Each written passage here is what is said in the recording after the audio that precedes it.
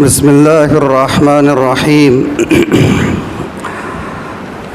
الحمد لله الذي لم يتخذ ولدا ولم يكن له شريك في الملك ولم يكن له ولي من الذل وكبره تكبيرا، والصلاة والسلام الأتمان الأكملان على سيدنا وحبيبنا ونبينا وقدوتنا ومولانا وقرة أعيننا محمد بن عبد الله وعلى آله الطيبين الطاهرين ومن تبعهم بإحسان إلى يوم الدين. أما بعد، قال الله تبارك وتعالى: أعوذ بالله من الشيطان الرجيم. بسم الله الرحمن الرحيم. أفحكم الجاهلية يبغون ومن أحسن من الله حكما لقوم يوقنون. وقال تعالى: لهم البشرى في الحياة الدنيا وفي الآخرة لا تبديل لكلمات الله ذلك هو الفوز العظيم. وقال تعالى: اليوم أكملت لكم دينكم وأتممت عليكم نعمتي ورضيت لكم الإسلام دينا. صدق الله مولانا العظيم.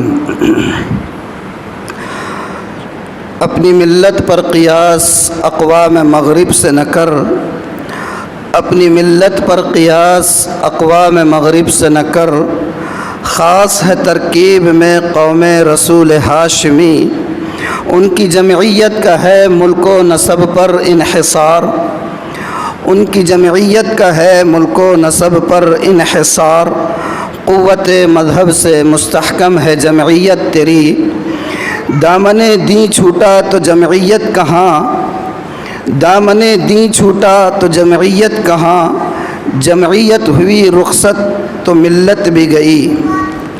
قابل صد احترام بزرگوں، عزیز دوستوں اور بھائیوں، اس وقت بلکہ گزشتہ کئی دہائیوں سے پوری دنیا میں مسلمانوں کا جو حال ہے اور مسلمان جس صورتحال سے گزر رہے ہیں، اور بالخصوص ہمارے وطن عزیز بھارت کے اندر مسلمانوں کے جو مسائل ہے اور مسلمانوں کے سامنے جتنی ایشوز ان کے سامنے درپیش ہے، تو ان کا ایک لامتناہی سلسلہ ہے۔ ہر ایک دن کوئی نہ کوئی نیا مسئلہ سامنے کھڑا رہتا ہے۔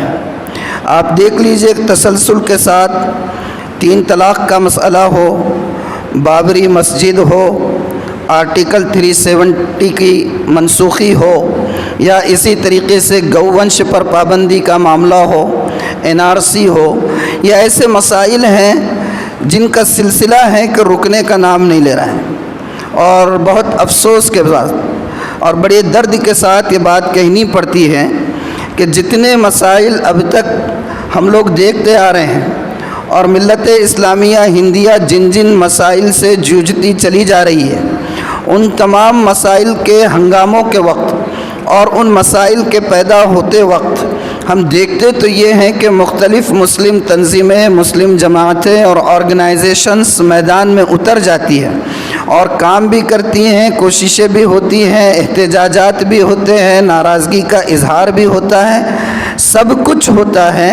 لیکن اگر اوور آل دیکھا جائے تو یوں محسوس ہوتا ہے کہ یہ جتنے مسائل جن کا میں نے ابھی تذکرہ کیا، ان تمام مسائل کے اندر امت مسلمہ ہندیہ کی نمائندگی آرگنائزیشن کی جانب سے ہو یا انڈیویجول افراد کی جانب سے ہو یا اداروں اور انسٹیٹیوشن کی جانب سے ہو، زیادہ تر ان کوششوں کو کامیابی کا چہرہ دیکھنے نہیں ملا ہے۔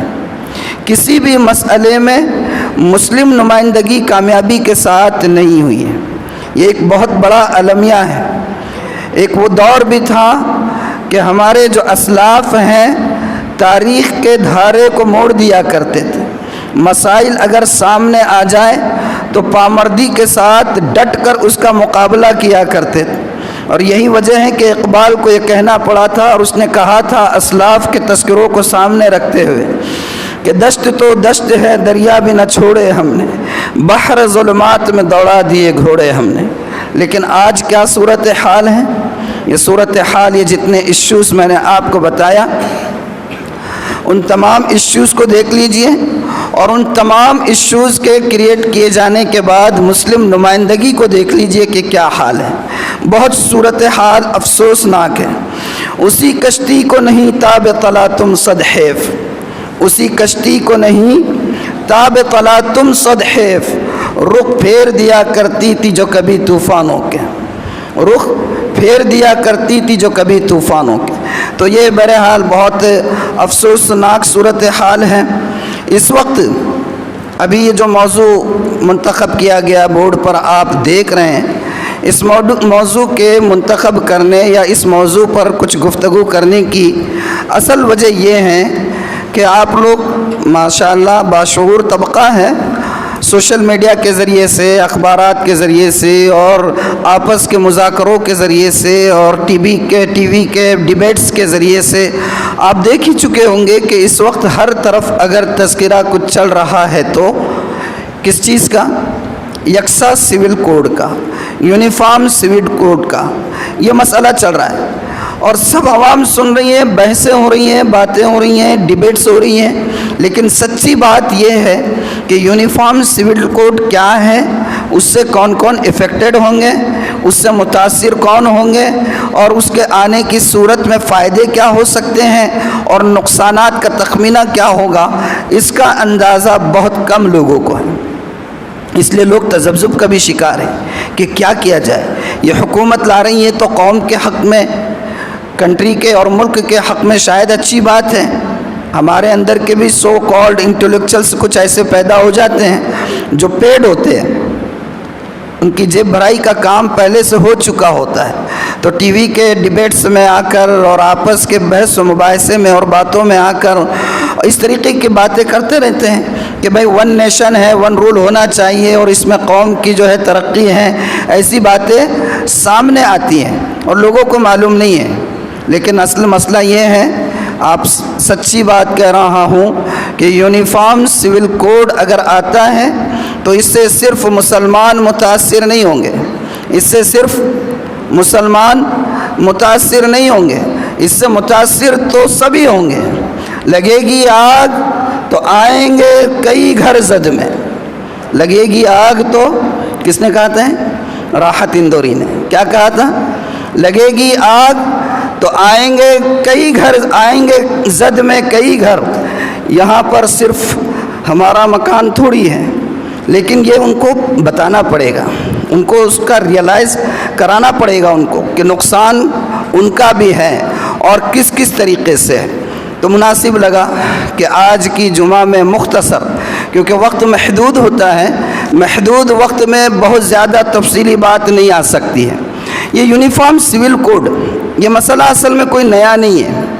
میں آپ کو بتاؤں کہ یہ مسئلہ دراصل آزادی سے بہت پہلے کا ہے، آزادی سے بہت پہلے سے چلا آ رہا ہے یہ ایشو، یہ ابھی کا ایشو نہیں ہے.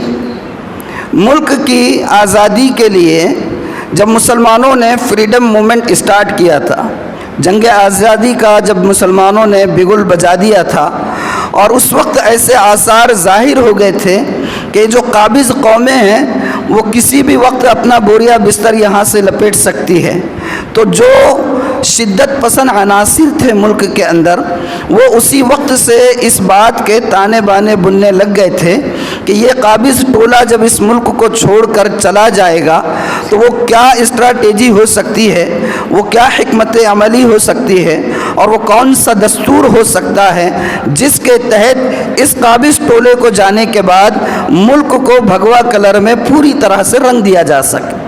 یہ کوشش شروع ہی سے چلی آ رہی تھی. اور انگریز جب اس ملک سے گئے تھے تو انہوں نے جانے سے پہلے ہی سے اس ملک کی دستور کی، کانسٹیٹیوشن کی اساس رکھ دی تھی. کئی یعنی کہ کانفرنسیں ہو چکی تھی کانگریس کے ساتھ، کئی ساری میٹنگز ہو چکی تھی جس میں یہ بات زیر بحث آئی تھی کہ ملک کو خالی کس طرح کیا جائے گا، کتنے انسٹالمنٹ میں جایا جائے گا، اور جانے کے بعد اقتدار کس کے ہاتھ میں دے کر جائیں گے، اور اقتدار دینے کی نوعیت کیا ہوگی، کیا جو ہے ریجنل لیول سے جو ہے تو تقسیم ہوگی یا جو ہے ریلیجن لیول سے جو ہے تو تقسیم ہوگی. یہ ساری چیزیں طے تھیں. اور اسی وقت سے کچھ شدت پسند عناصر جو اگرچہ فریڈم موومنٹ کے اندر شامل تھے لیکن اس بات کے لیے مستقل کوشاں تھے کہ انگریزوں کے جانے کے بعد اس ملک کا جو رنگ ہو وہ زعفرانی رنگ ہو. لیکن یہ چیزیں صرف باتیں تھیں، یہ ان کی اپنی کوششیں تھیں، ان کے عزائم تھے. بدقسمتی سے جب 1950 میں ہمارے دیش کا دستور اور کانسٹیٹیوشن بن گیا تو اس کے اندر دستور کی دفعہ 144 کے اندر یونیفارم سول کوڈ کی ایک دفعہ رکھ دی گئی. اور دفعہ کیا ہے؟ قانون نہیں بنا ہے، قانون نہیں بنا ہے کہ سب کے لیے یکساں کوڈ رہے گا، بلکہ دستور میں اس بات کی گنجائش رکھی گئی ہے. آرٹیکل 44 میں اس میں لکھا ہے کہ the state shall endeavor to secure for the citizens a uniform civil code throughout the territory of India. اس میں لکھا ہے کہ حکومت، ریاست، مملکت آگے چل کر اس بات کی کوشش کرے گی کہ ملک کے تمام شہریوں کے لیے یکساں جو ہے تو قانون، یکساں سول کوڈ لائے. صرف اس کا اشارہ دیا گیا دستور میں، قانون نہیں بنایا گیا. اور میں نے کہا کہ بہت پہلے سے دستور تو ہمارا نافذ ہوا 1950 میں، اس کے بہت پہلے سے ہی یہ لوگ اس کے لیے کوششیں کر رہے تھے. سب سے پہلی مرتبہ انڈین ہسٹری میں یونیفارم سول کوڈ کا تذکرہ اگر کہیں ملتا ہے تو وہ ملتا ہے نہرو رپورٹ کے اندر.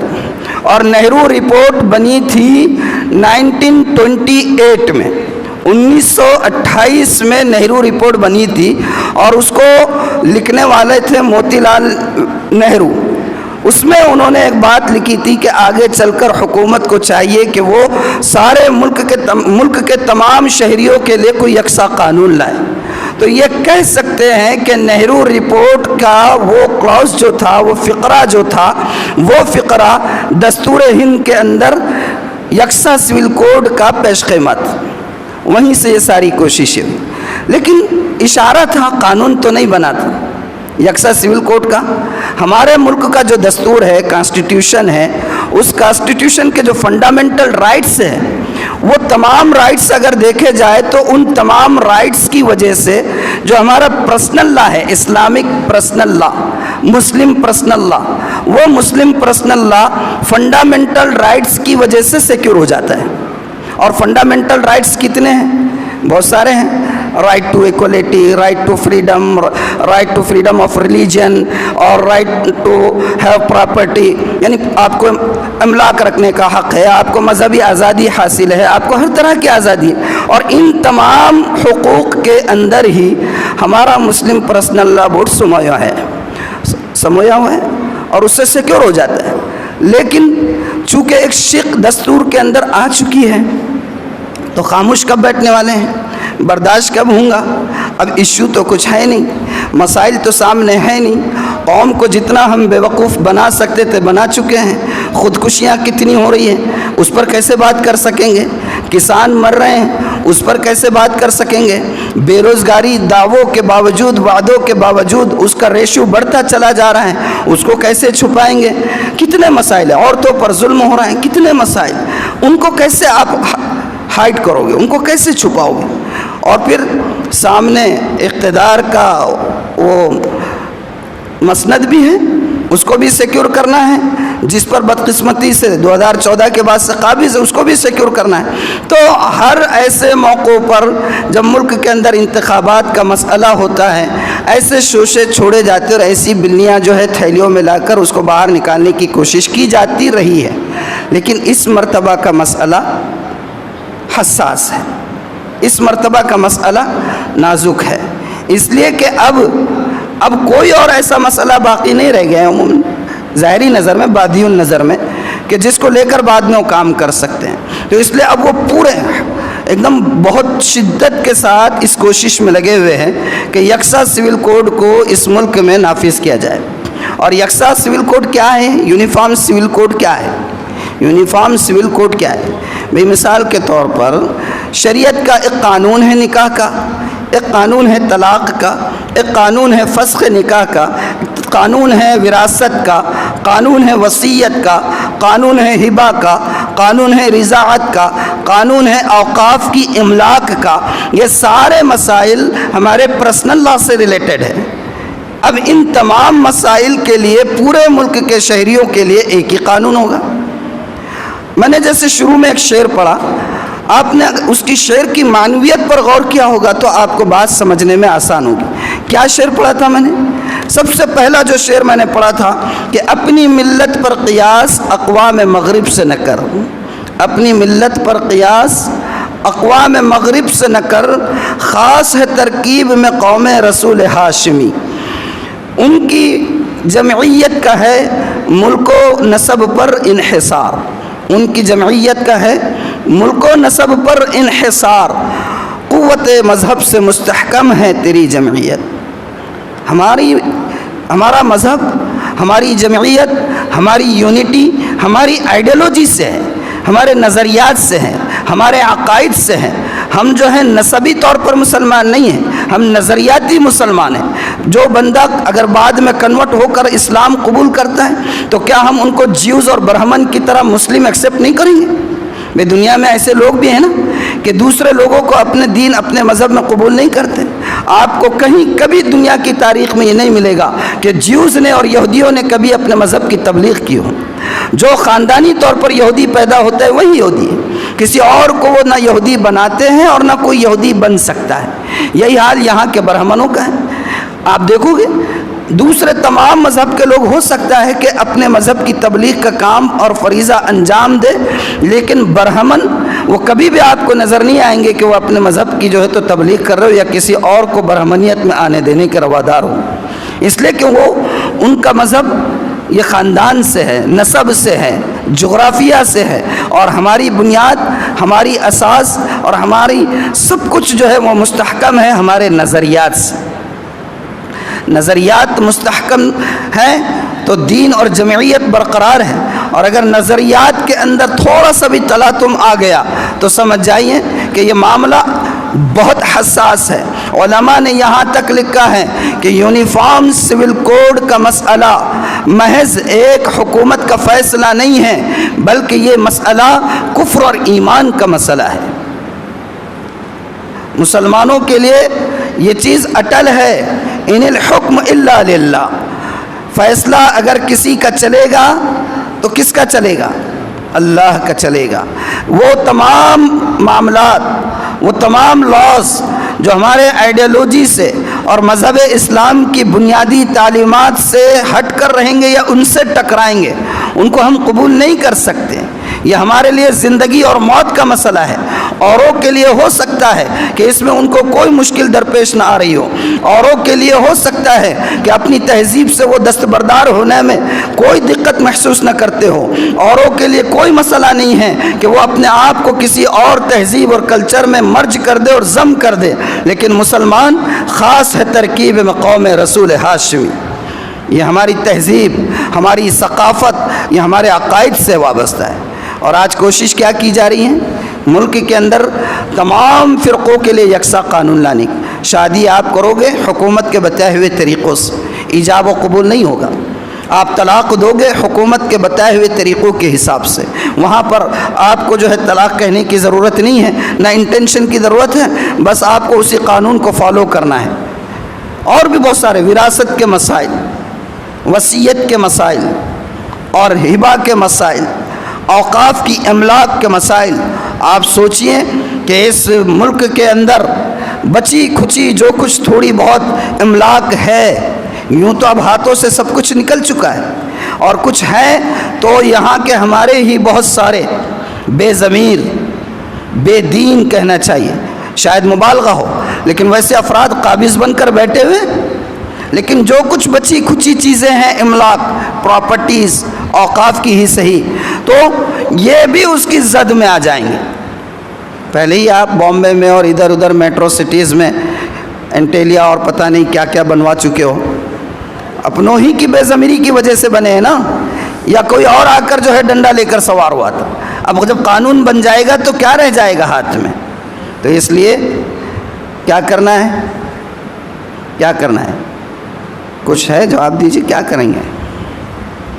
عزم کرنا ہے۔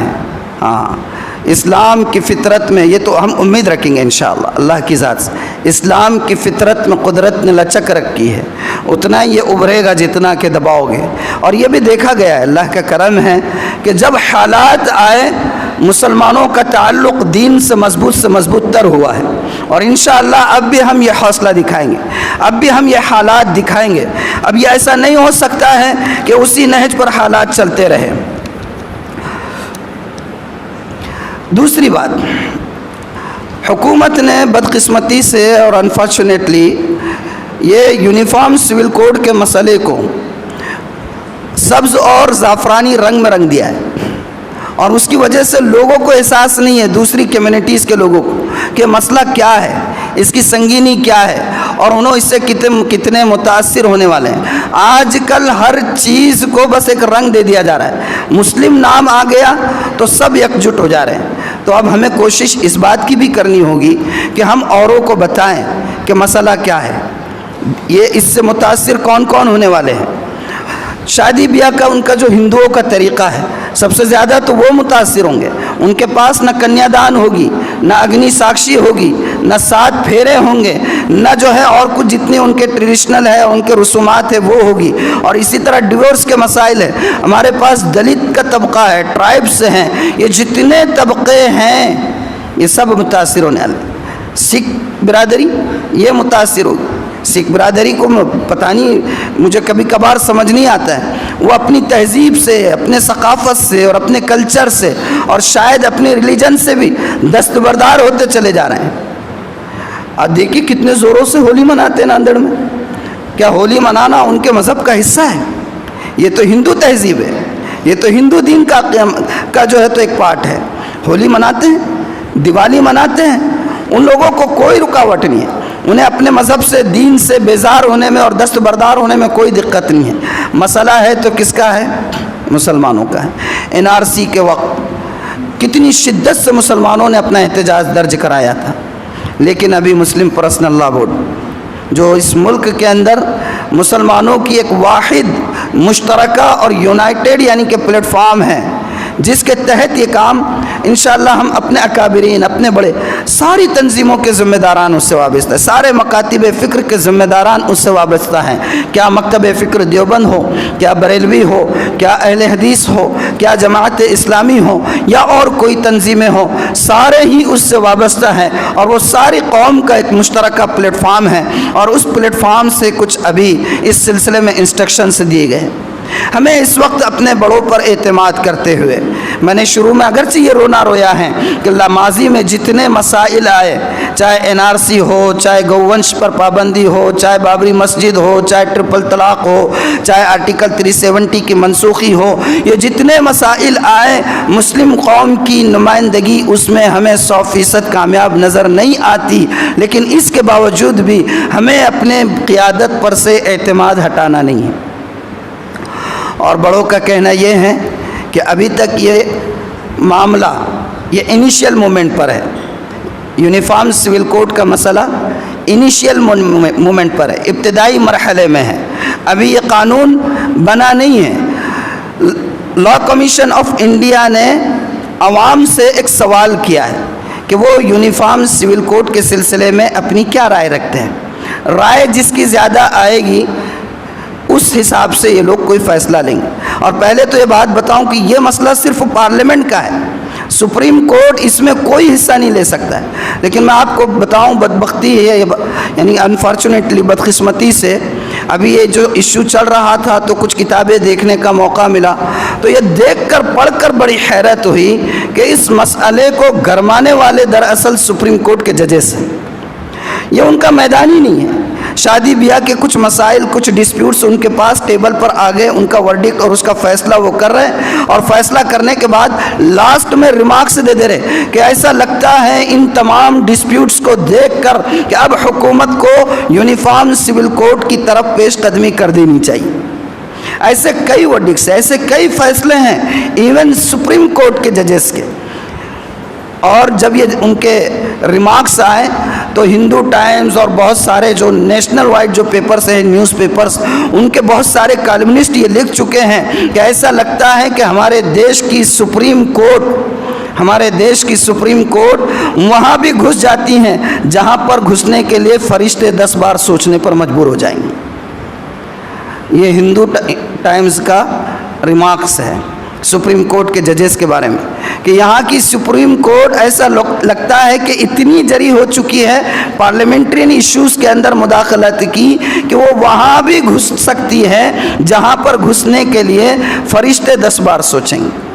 اور اس مسئلے کو دھیرے دھیرے اسٹیپ بائی اسٹیپ ججز نے، اور ججز کون ہیں، کن کے منتخب کردہ ہیں، کن کے بٹھائے ہوئے ہیں، یہ بتانے کی آپ کو ضرورت نہیں۔ تو یہ پوری پلاننگ کے ساتھ ہیں۔ اور مقصد کیا ہے؟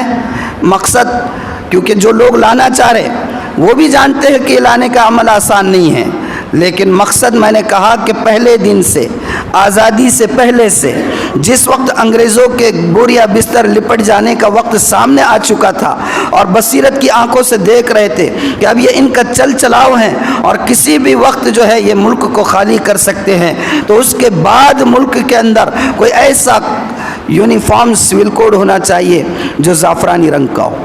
یہ کوشش پہلے سے تھی، اور دھیرے دھیرے اپنے جتنے ان کے نظریات تھے اس کو لا رہے ہیں۔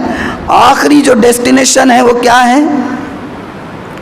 ہندو راشٹر، اور اس کی طرف قدم بڑھ رہے ہیں۔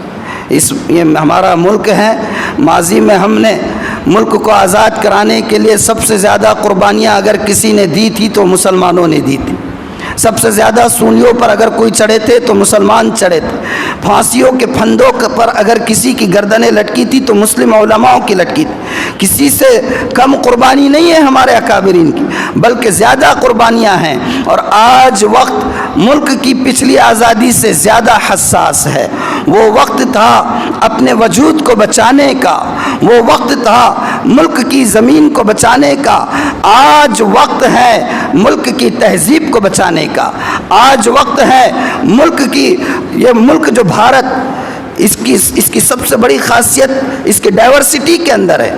اس ملک کے اندر ہر طرح کے رنگ کے لوگ رہتے ہیں، کوئی ہندو ہے، کوئی مسلم ہے، کوئی سکھ ہے، کوئی کرسچنس ہے، کوئی ٹرائبس ہے، کوئی دلت ہے، اور سب اپنے اپنے ٹریڈیشنز کے ساتھ رہ رہے ہیں، سب اپنی اپنی تہذیب اور ثقافت کے ساتھ رہ رہے ہیں۔ اور کیا سہانا منظر ہوتا ہے یہ یکساں سول کوڈ اور یونیفارم سول کوڈ۔ یہ دراصل ایک قانون نہیں ہے، بلکہ یہ اس قانون کی آڑ میں ملک کی اس رنگا رنگی تہذیب اور ملک کی اس ہمہ رنگی اور ملک کی اس ڈائیورسٹی کو ختم کرنے کا کام ہے۔ مسلمانوں نے جیسے پہلے 1947 سے پہلے انگریزوں سے اس ملک کو خالی کرایا تھا اور اپنے ملک کی زمین کو بچایا تھا اور ملک کے خزانوں کو بچایا تھا، آج وقت ہے کہ مسلمان آگے بڑھے اور اس ملک کی تہذیب، اس ملک کی ثقافت اور اس ملک کی خاصیت، اس ملک کی ڈائیورسٹی، اس ملک کی ہمہ رنگی کو بچانے کے لیے سب سے پہلے اور آگے آئیں۔ لیکن کتنا اور کیسے، یہ طے کرے گی ہماری قیادت۔ انڈیویجول ہر کوئی آگے بڑھ کر اس معاملے کو خراب نہیں کرے گا۔ ہمارے مسائل یہی ہے، ہمارے مسائل یہی ہے کہ ہم میں سے ہر شخص اپنے اعتبار سے مسائل کو حل کرنا چاہتا ہے۔ یہ سولوشن نہیں ہے، یہ پراپر وے نہیں ہے، یہ مناسب طریقہ نہیں ہے۔ کسی بھی مسئلے کو حل کرنے کا پراپر وے اور صحیح طریقہ وہ ہوتا ہے کہ ہم اپنی قیادت پر اعتماد کریں، اعتماد رکھیں۔ بسا اوقات بات سمجھ نہیں آتی ہے کہ قیادت کیا کر رہی ہے، کیا کر رہی ہے۔ اللہ کے رسول، کیا آپ سچے نبی نہیں ہیں؟ کیا آپ پر قرآن نازل نہیں ہوتا ہے؟ کیا اللہ کی ذات برحق نہیں ہے؟ تو پھر آپ اتنا دب کر جو ہے معاہدہ کیوں کر رہے ہیں؟ ایسا کیوں ہو رہا ہے؟ یہ بات تو صحابہ کے ذہن میں بھی آئی تھی صلح حدیبیہ کے وقت۔ آج جس طرف دیکھو قیادت کے اوپر جو ہے حرف اٹھانے کا بخار چڑھا ہوا ہوتا ہے۔ ٹھیک ہے، کوتاہی ہو سکتی ہے، کوتاہی ہو سکتی ہے، لیکن ایسا نہیں ہے کہ سوئے ہوئے ہیں۔ تو کام ابھی اس وقت کیا کرنا ہے؟ میں نے کہا کہ قانون بنا نہیں ہے، ابھی اس کی طرف پیش قدمی ہو رہی ہے۔ لا کمیشن آف انڈیا نے ایک سوال جاری کیا ہے کہ آپ کی رائے یونیفارم سول کوڈ سے ریلیٹڈ کیا ہے، وہ سب کو جمع کرنا ہے۔ اب ہماری قوم کا مسئلہ یہ ہے، جب بات کوئی سامنے رکھے تو سنتے غور سے ہیں، اور نکڑ پر، ہوٹل میں اور کارنروں پر اس پر بحث و مباحثہ ہوتا ہے۔ عملی کام ہم لوگ کرتے نہیں ہیں. یہ بہت بڑی ٹریجڈی ہے. آپ یقین مانیے کہ کئی کلپس ایسے دیکھنے میں آئے, بغیر مبالغے کے کہہ رہا ہوں, کئی کلپس ایسے دیکھنے میں آئے ہیں جس میں ہمارے برادران وطن یونیفارم سول کوڈ کے حق میں رائے دینے کے لیے پتہ نہیں کتنا ٹیکنالوجی کا استعمال کر رہے ہیں اور لوگوں کو آسان کر کے دے رہے کہ آپ صرف اس کو جو ہے ہاں میں آگے بڑھا دیجیے. ہمارے پاس کیا کر رہے ہیں ہم لوگ؟ سوئے ہوئے. تو اللہ کا کرم ہے, مسلم پرسنل لا بورڈ انہوں نے جو ہے اس حالت کو دیکھتے ہوئے یہ ایک جو سوال نامہ جاری کیا گیا ہے لا کمیشن آف انڈیا کی جانب سے, اس سوال نامے کا جواب بھیجنا ہے کہ ہم اس کو اپوز کرتے ہیں. کس کو؟ یونیفارم سول کوڈ کو ہم اپوز کرتے ہی ہے. تو اب آپ کیسے کرو گے؟ اب ہر شخص, اب اتنا ترقی یافتہ ہو گیا ہے زمانہ, لیکن اکثریت آج بھی ہم میں ایسی ہیں جو نہ میل بھیج سکتے ہیں, نہ ریسیو کر سکتے ہیں, نہ ٹیکنالوجی سے پورا فائدہ اٹھا سکتے ہیں. تو اللہ کا کرم ہے کہ مسلم پرسنل لا بورڈ نے مسئلے کو بہت آسان کر دیا ہے. آپ کے لیے جو ہے ہارڈ روٹی نہیں بنائی گئی ہے, اپما بنا کے دے دیے. اپما دانت بھی نہیں لگتے نگل لینے کا, خالی ایسا. تو کرنا کیا ہے؟ یہ ایک سوال نامہ ہے, ای میل کے تھرو ہے, اس کا جواب بھیجنا ہے. اس کا ایک بار کوڈ بنا دیا گیا ہے. یہ بار کوڈ دکھ رہا ہے آپ کو؟ یہ بار کوڈ بنا دیا گیا ہے. اس بار کوڈ کو آپ اسکین کرو گے تو اسکین کرنے کے بعد ڈائریکٹ جو ہے آپ پہنچ جاؤ گے اس میل کے لنک پر. کہاں پہنچو گے؟ میل کے لنک پر.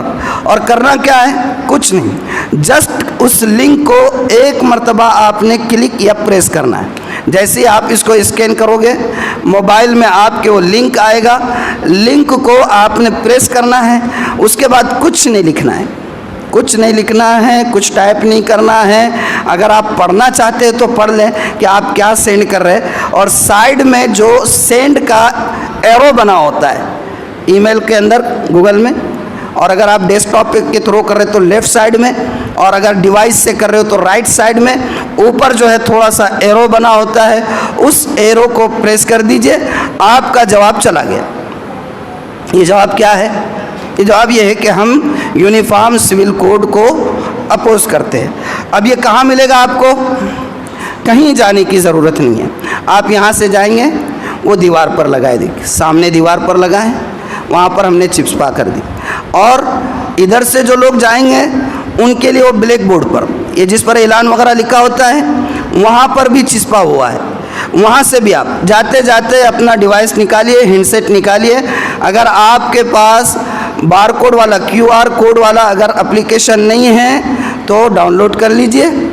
اور اسی وقت ہنگامہ کرنے کی ضرورت نہیں ہے, بیٹھ کر اطمینان سے آپ عصر میں آئیے, رہے گا انشاءاللہ, مغرب میں آئیے, رہے گا. 14 تاریخ تک اس کی لاسٹ ڈیٹ. کب تک ہے؟ 14 تاریخ تک یہ جواب سبمٹ کرنا ہے. کریں گے انشاءاللہ. اور نہ صرف ہم کریں گے بلکہ جتنے اپنے جاننے پہچاننے والے ہیں سب کو آگاہ کریں گے انشاءاللہ. تو جواب داخل کرنا ہے. اور دوسری بات, ہمارے جو برادران وطن ہیں ان لوگوں کو بھی بتانے کی ضرورت ہے کہ بھئی یہ قانون ہے کیا. آپ صرف ایک چشمہ جو لگایا ہوا ہے آپ نے زعفرانی گلاسز کا, وہ ہٹا کر دیکھیے تو آپ کو نظر آئے گا کہ کتنے کھڈے ہیں اور کتنے جو ہے تو نقصانات ہونے والے ہیں. تو ہمارے برادران وطن کو بھی بتانا پڑے گا, بتائیں گے انشاءاللہ. مگر افسوس یہ ہے ہم تعلقات کہاں رکھتے ہیں؟ تعلقات رکھتے کہاں ہیں؟ ہم تو اپنی اپنی کالونیز اور اپنی اپنی کمیونٹی ایک طرف کر کے بیٹھے ہوئے ہیں, تعلقات رکھتے ہی نہیں ہیں. بارہا یہ بات کہی جاتی ہے, موالات سے منع کیا گیا ہے. اسلام میں غیر مسلموں کے ساتھ تعلقات کی کئی نوعیتیں ہیں. بار بار قرآن جو کہتا ہے کہ یا ایھا الذین آمنوا لا تتخذوا الکافرین اولیاء من دون المؤمنین, تو اس کا مطلب یہ ہے کہ بالکل یہ تعلق رکھنا ہے, تعلق نہیں رکھنا ہے. ایسا نہیں ہے. آپ کا لین دین ہے, آپ کے معاملات ہیں, آپ کے ٹرانزیکشنز ہیں, آپ کا اڑوس پڑوس ہے, آپ کا آنا جانا ہے, اس کی بالکل گنجائش ہے. بلکہ ایک ایسے دیش کے اندر اور ایسی کنٹری کے اندر جہاں پر تکثیری مزاج ہے, جہاں بہت کمیونٹی کے لوگ رہتے ہیں اور اکثریت ان کی ہے, اگر ہم ان سے کٹ کر رہیں گے تو نقصان ہمارا ہو سکتا ہے. تو وہاں جو ہے برادرانہ تعلقات بنانے کی ضرورت ہوتی ہے. ہاں منع کیا گیا ہے تو وہ موالات سے. کس سے؟ اور موالات کا مطلب یہ ہوتا ہے کہ ایسی گہری دوستی کہ آپ کا اور ان کا ایک دوسرے کے گھر میں آنا جانا ہے، راز و نیاز کی باتیں بتا رہے ہیں، تو اس کی وجہ سے یہ امکان ہوتا ہے کہ کہیں آپ اپنی راز کی بات نہ بتا دیں یا یہ نہ بھی بتائے، تو اس بات کا امکان تو زیادہ ہوتا ہے کہ بہت زیادہ گہری اور شدت کے ساتھ تعلقات کی وجہ سے امکان ہے کہ آپ ان کی تہذیب کو بہت ہلکا لینے لگ جائیں اور اس کو اپنانے میں قباحت محسوس نہ کریں. یہ اندیشہ ہوتا ہے. ورنہ ان سے تعلقات رکھیں گے، ٹرانزیکشن کریں گے، لین دین کریں گے تو ہی سیکیور رہیں گے. سمجھیے، خدا نہ کرے، خدا نہ کرے، ہزار بار خدا نہ کرے، یہ جو حالات ابھی لے کر چلے جا رہے ہیں نا، آپ یقین مانیے یوں محسوس ہوتا ہے. میں نہیں کہہ رہا ہوں میں کون ہوتا ہوں کہنے والا، جو تاریخ داں ہیں، جو سیاسی مبصرین ہیں، جو اصحاب بصیرت ہے، وہ کہہ رہے ہیں ایسا لگتا ہے خدا نہ کرے کہ وہ اسپین اور اندلس کے حالات یہاں پر پھر دہرا دیے جائیں. تو ہمارے برادران وطن کو بتانے کی ضرورت، بتائیں گے انشاءاللہ. راحت اندوری کا شعر پھر یاد آ رہا ہے، اسی پر بات ختم کر دیتا ہوں کیونکہ موضوع سے لگ کر ہے. کہا تھا اس نے کہ لگے گی آگ تو آئیں گے گھر کئی زد میں، لگے گی آگ تو آئیں گے گھر کئی زد میں، یہاں پر صرف ہمارا مکان تھوڑی ہے. میں جانتا ہوں کہ دشمن بھی کم نہیں، لیکن میں جانتا ہوں کہ دشمن بھی کم نہیں، لیکن ہماری طرح ہتھیلی پر جان تھوڑی ہے. اور آگے کہا تھا اس نے کہ جو آج صاحب مسند ہے کل نہیں ہوں گے، جو آج صاحب مسند ہے کل نہیں ہوں گے انشاءاللہ. بولیے انشاءاللہ. جو آج صاحب مسند ہے کل نہیں ہوں گے، کرایہ دار ہے ذاتی مکان تھوڑی ہے. اور آخری شعر اس کا کہ سبھی کا خون ہے شامل یہاں کی مٹی میں، سبھی کا خون ہے شامل یہاں کی مٹی میں، کسی کے باپ کا ہندوستان تھوڑی ہے. تو ہمارے اسلاف نے جو قربانیاں دی ہیں اس کو یاد کرنا ہے اور ملک کی تہذیب کو بچانے کے لیے پھر سے ہمیں تیار رہنا ہے انشاءاللہ. ابھی احتجاج نہیں، دھرنے نہیں، جو کہا گیا ہے اتنا کریں گے انشاءاللہ. اللہ تعالی عمل کی توفیق عطا فرمائے. جن لوگوں نے سنتیں نہیں پڑھی ہیں وہ جلدی جلدی سنتیں ادا کریں.